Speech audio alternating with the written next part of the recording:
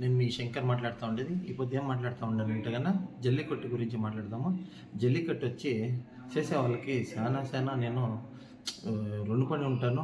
లేకపోతే కన్నా అభినందనలు నాది. ఎలాంటే కన్నా ఏమిటి కోసం నేను చెప్తా ఉన్నానంటే కన్నా ఆ కాలంలో వచ్చి ప్రతి ఇంటికినూ నాటి ఆవు తప్పునిచ్చి వేరే ఆవులు అనేది మనకి కండ్లకి కనబడతా ఉండలేదు. ఈ పొద్దు వచ్చి జెర్సీ ఆవులు తప్పునిచ్చి మనకి కళ్ళకి కనబడతా ఉండేది. జెర్సీ ఆవులు తప్పునిచ్చి నాటి ఆవులు అనేది కళ్ళకి కనబడతలేదు. ఏమిటి కోసం అంటే కన్నా జల్లికట్టు చేసేదాన్ని ఇంకా ఆ నాటి ఆవులు అనేది మనకి కొంచెమో కళ్ళు కనబడతా ఉండేది.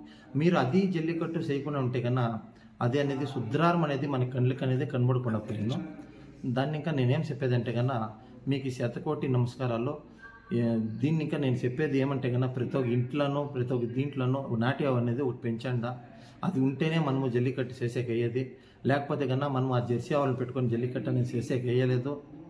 దీన్ని ఇంకా మనం తెలుసుకునేది ఏమంటే కన్నా ప్రతి ఒక్క ఇంటికి నాటి ఆవు పెంచాలనేసి నేను మనవి కోరుకుంటా ఉన్నాను. ఇంతే నా వీడియో.